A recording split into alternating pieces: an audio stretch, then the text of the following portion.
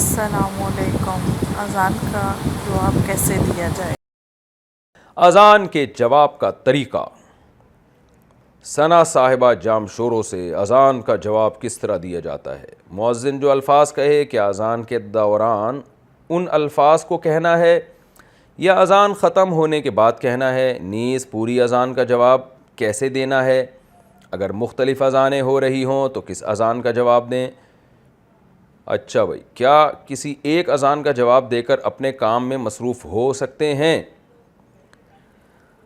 جی، سب سے پہلے جو آپ کے جو محلے کی مسجد ہے نا، جو قریب ترین مسجد، اس کی اذان کا جواب دے دیں تو کافی ہے، کیونکہ آج کل مائک ہوتے ہیں تو دور دور کی مسجدوں کی بھی اذانوں کی آوازیں آ رہی ہوتی ہیں، تو بس آپ اپنی قریب ترین مسجد کی جب اذان کی آواز آئے تو اس کا جواب دے دیں، یہ کافی ہے انشاءاللہ، تو اب اس کی فضیلت حاصل ہو جائے گی۔ اور اگر آپ کو یہ پتہ نہ ہو، جیسے خواتین کو نہیں پتہ ہوتا بعض دفعہ ممکن ہے، یا یعنی یہ نہیں پتہ ہو رہا کہ قریب مسجد کون سی ہے، یا اتنی زیادہ اذانوں کی آوازیں آ رہی ہیں کہ بعض دفعہ دور کی مسجد کی جو اذان کی آواز ہے وہ زیادہ تیز آ رہی ہوتی ہے، قریب کی مسجد کی کم آ رہی ہوتی ہے، تو پتہ ہی نہیں چل رہا ہے، کنفیوژن ہو رہی ہے، تو جو سب سے پہلی اذان ہو اس کا جواب دے دیں، باقیوں کا پھر بے شک نہ بھی دیں۔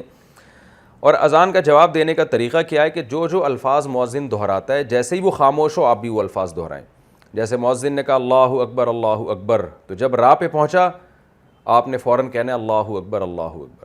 پھر مؤذن کہے گا اللہ اکبر، جیسے ہی خاموش ہو آپ نے فوراً کہنا ہے اللہ اکبر۔ جب وہ کہے گا اشہد ان لا الہ الا اللہ، جیسے ہی خاموش ہوتا ہے آپ نے کہنا ہے اشہد ان لا الہ الا اللہ۔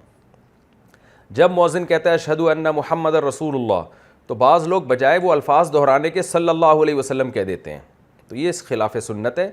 جب مؤذن کہے گا اشہد ان محمد رسول اللہ، تو آپ نے بھی کہنا ہے اشہد ان محمد رسول اللہ۔ پھر جب وہ کہے گا حی علی الصلاۃ، تو آپ نے کہنا لا حول ولا قوۃ الا باللہ، کیونکہ مؤذن نے کہا ہے نا کہ آ جاؤ نماز کی طرف، تو ابھی نیکی کا کام ہے نا، تو آپ نے کیا کہنا ہے؟ لا حول ولا قوۃ الا باللہ۔ برائی سے بچنے کی طاقت اور نیکی کرنے کی طاقت اللہ کی توفیق کے بغیر ممکن نہیں ہے، یہ مطلب ہے ان کلمات کا۔ یعنی تم نماز کے لیے بلاتے رہے ہو تو ہم اللہ سے توفیق مانگ رہے ہیں، کیونکہ برائی سے بچنا، نیکی کرنا اللہ کی توفیق کے بغیر ممکن نہیں ہے، تو اس طرح سے گویا اللہ سے دعا مانگی جاتی ہے کہ ہمیں تو نماز کی توفیق دے۔ جب مؤذن کہے گا حی علی الفلاح، تو بھی کہنا لا حول ولا قوۃ الا باللہ۔ فجر کی اذان میں اگر مؤذن کہتا ہے الصلاۃ خیر من النوم، تو جواب میں یہی کہنا ہے الصلاۃ خیر من النوم۔ پھر وہ اللہ اکبر کہے گا تو آپ نے بھی کہنا ہے، پھر لا الہ الا اللہ کہے گا تو آپ نے بھی کہنا ہے۔ پھر جب مؤذن خاموش ہو جائے تو پھر اس وقت درود شریف پڑھنا چاہیے، اور پھر اذان کی دعا پڑھنی چاہیے اللہم رب هذه الدعوة التامة والصلاة القائمة آت محمدا الوسیلة والفضیلة وابعثه مقاما محمودا الذی وعدته انک لا تخلف الميعاد۔ اس میں جو والدرجة الرفیعہ کے الفاظ ہیں یہ ثابت نہیں ہیں، تو وہ جو درود شریف اشہد ان محمد رسول اللہ میں پڑھنا تھا نا، وہ اذان کے آخر میں پڑھیں۔